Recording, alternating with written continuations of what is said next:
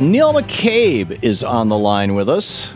Neil is a blogger and the editor of the Guns and Patriots newsletter, and you can find all of his wide variety of writings over at Neil W. McCabe, MCCABE.com. And Neil is spelled N-E-I-L. Neil, welcome back to the program. Great to be with you, Tom. It's great having you. You're a big fan of guns.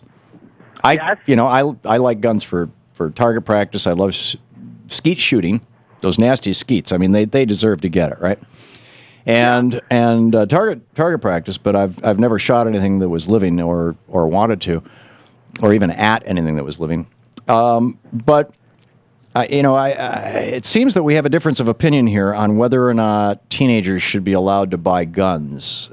How many state? First of all, this is a state matter, not a federal level matter, is it not?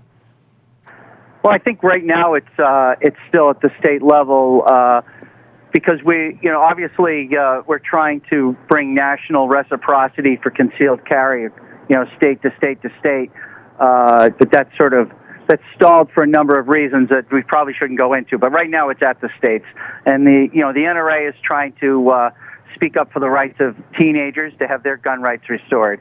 So how many states don't allow somebody under 21 to buy a gun, and how many states don't allow someone under 21 to own or carry a gun in situations like hunting? And then finally, how many states don't allow, or target shooting? And finally, how many states don't allow someone under 21 to even possess a gun under any circumstances? I don't have those in front of me. Okay, I'm pretty sure that the last category is 0, right? Yeah, because I know in Georgia, I took my kids to a shooting range when they were like 10. One of them was 10 anyway, so they allowed that.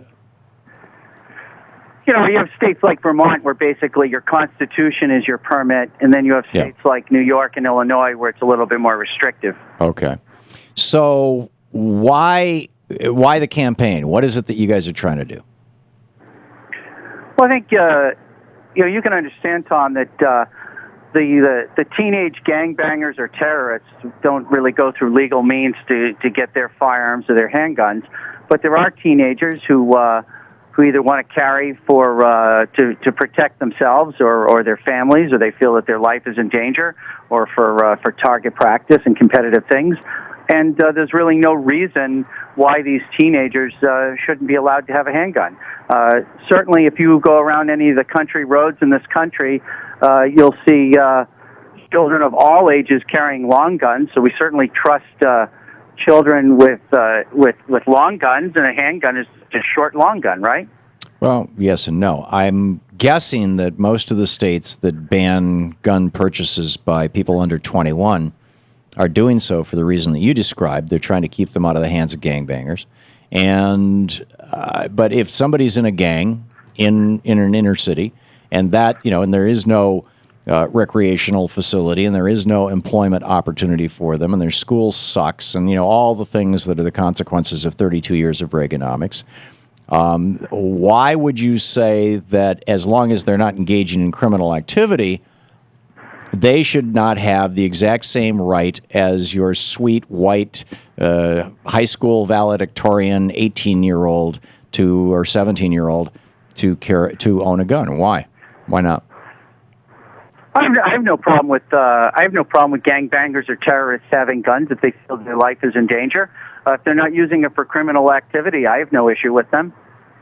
So, really? I'm just saying that, but you have to understand, Tom. So you think throwing... Be aware, but there are people who don't follow the laws, and they buy their guns, through the black market. Right. And gangbangers and terrorists seem to have better access to that than the sweet whites that you were talking about earlier. Yeah, well, I was being sarcastic. Apparently you missed it.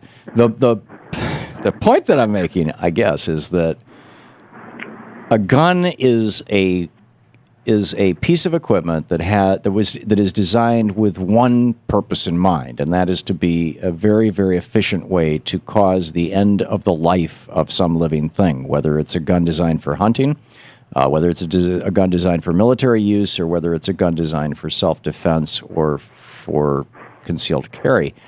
They're designed to be able to kill somebody, and if you don't have the threat of being able to kill somebody, you could argue, and many gun advocates do, that it wouldn't even be an effective self-defense tool. Do we really want to say, in a country where we say that if you're under 21, you're still sufficiently, I mean, especially given what we know about neuroscience now, that the frontal brain doesn't even complete its development until around 22 or 23 years old, the part of the brain that inhibits behaviors. That do you really want to say that we're not going to let you drink because we know that you're not a fully developed adult, but we are going to let you carry around something that can kill other people? Well, I mean, I guess the short answer is, I deployed to Iraq, and there were many, there were even 17-year-olds, but there were certainly a ton of 18, 20, 19-year-olds where you were armed every day. It was a fully armed society, both inside and outside the wire, and there really weren't any. There were, obviously there would be incidents from time to time every year or so, but there weren't the kind of issues that you would make you worry. And I interacted with those people all the time. I think that one of the things you have to watch out for is that somebody who has an 18-year-old who has a handgun because he feels his life is in danger. If he gets charged, if that's illegal, he now has a gun charge on his record, and that puts him really behind the eight ball for the rest of his life. When the guy just wants to defend himself or his family, and if there's a 15-year-old kid on the street who feels that his life is in danger, I would want him to have the right to protect yourself. The Constitution doesn't say we have an obligation to be victims. So you think that 15-year-olds should be able to carry around weapons of mass destruction? Well, I think that obviously there would be parents involved in that decision. Why? But other than that, I really don't have an issue with it. I mean, it's in the town I grew up in, people had. Kids in my high school had guns all the time. They went hunting and whatnot. Yeah, let's make it clear. This is all what we're describing here as a worst-case scenario, or what I'm describing as a worst-case scenario, what you're describing as a best-case scenario, which is unlimited, unfettered access to guns to everybody, regardless of age, under pretty much any circumstances, including carrying them on a concealed basis, is simply the law in the state of Vermont.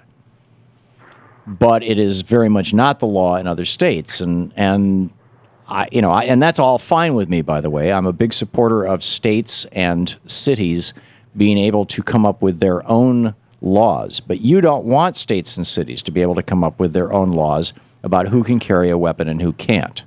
Do I have that right? I'm all for. You want big government to prevent states. You want big government to prevent states from essentially doing what they consider is the best thing to protect their own people. I guess what I'm saying is that.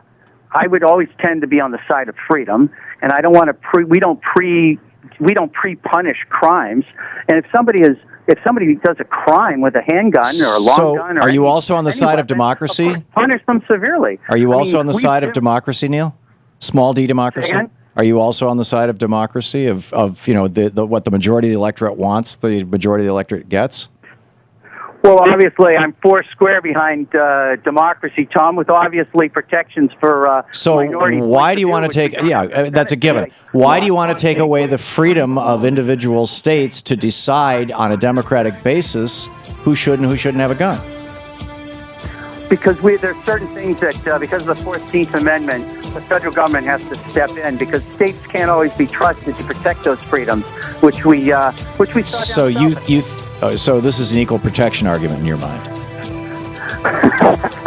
I've lived long enough to invoke the 14th Amendment with you. See what you've done? Okay, yeah, indeed. Neil McCabe, NeilWMcCabe.com. Hang on. This is the Thom Hartmann Program. Neil, Neilw McCabe, MCCABE.com. Neil, thanks for dropping by today. Great to be with you, Tom. Take care. Good talking with you. We'll be back.